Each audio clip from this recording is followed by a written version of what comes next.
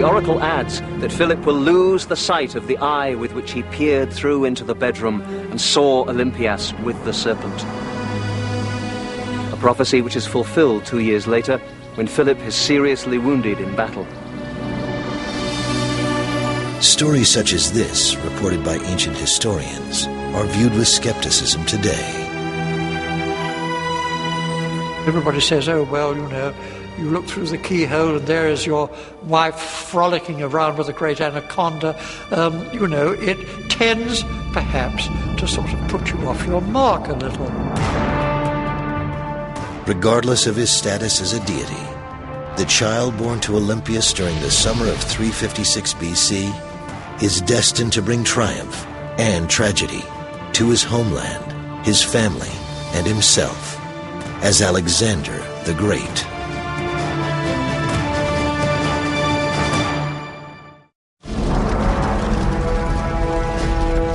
At the time of Alexander the Great's birth in 356 BC, the troops of Philip II are engaged in expanding his kingdom. Two cities in the Macedonian region of northern Greece are prominent. Aegi, now called Vergina, is the first Macedonian capital and continues to be an active place of ancestral worship, politics, and art. Remains of a large palace still exist, as well as an outdoor theater where celebrations, performances, and athletic competitions are held. In the 4th century BC, Pella becomes the active Macedonian capital and home of King Philip II. This is where Alexander the Great grows up. He lives a life of royalty, but he is by no means a spoiled rich kid. His ambition and curiosity about the world are limitless. Alexander is a boy of incredible intellect. His favorite author is Homer, and he regularly sleeps with a copy of Homer's poems by his bedside.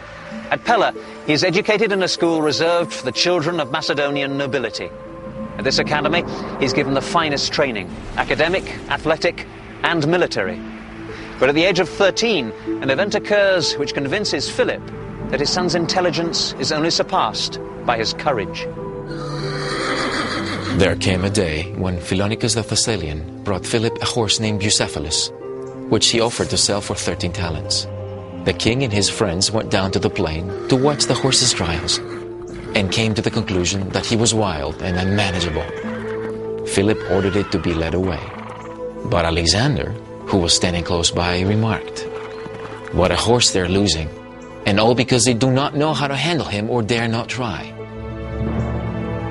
Alexander went quickly up to Bucephalus, took hold of his bridle, and turned him towards the sun, for he had noticed that the horse was shying at the sight of his own shadow. Alexander vaulted safely on his back. He urged him forward, using a commanding voice and a touch of the foot. At first, Philip and his friends held their breath and looked on in an agony of surprise until they saw Alexander ride back triumphant. His father, we are told, actually wept for joy. When Alexander had dismounted, he kissed him and said, "My boy, you must find a kingdom big enough for your ambitions. Macedonia is too small for you." Whether fact or fiction, legend has it that Bucephalus becomes Alexander's favorite horse, one he ultimately rides into battle for years to come.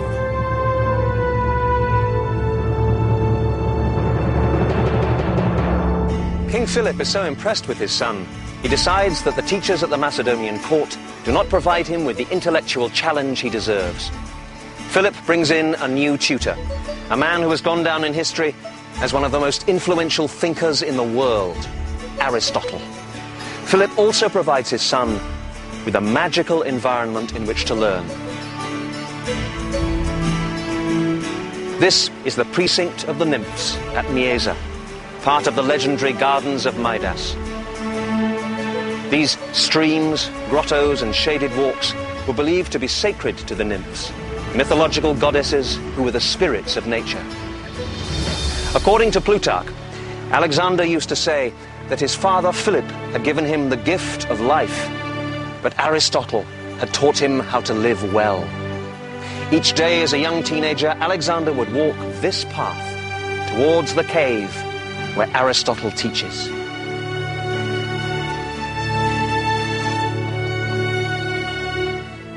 Aristotle was one of the widest-ranging minds that ever lived.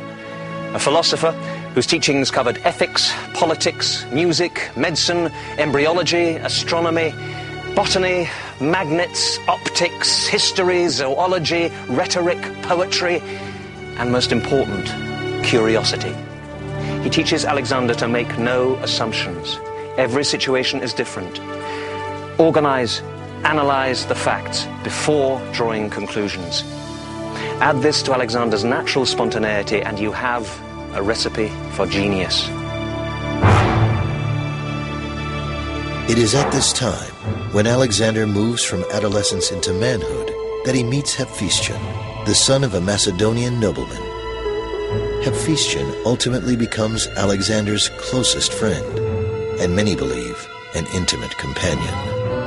As Alexander was growing into a teenager, both Philip and Olympias were scared that he was growing up as what the Greeks call a guinness, which is a femme homosexual.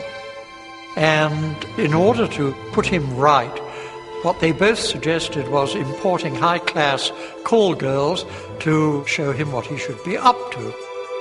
And it does raise the question of what do you do if you are a slightly feminine youth with an ultra-masculine, heavily bearded, militarily successful, hard-drinking, dominant alpha male father. And it does make one wonder whether the lifelong devotion and friendship that he had with Hephaestion was with the one person with whom he could relax and be himself. What really motivated Alexander, which is, I think, what everyone coming to grips with him has to realize, is he enjoyed the problems involved in putting together a massive army and using that massive army to gain strategic objectives. That's what turned him on. In a sort of brutal way, you could say killing other armies is what really turned him on. And for him, that was much more of a rush than the kind of rush he got from sex. It is believed that the philosophy of Aristotle, the warrior instinct of Philip, and the passion for mythology of Olympias combined to create the extraordinary human being, Alexander. He would soon have his first chance to prove himself on a battlefield, but he would also make an enemy of his own father.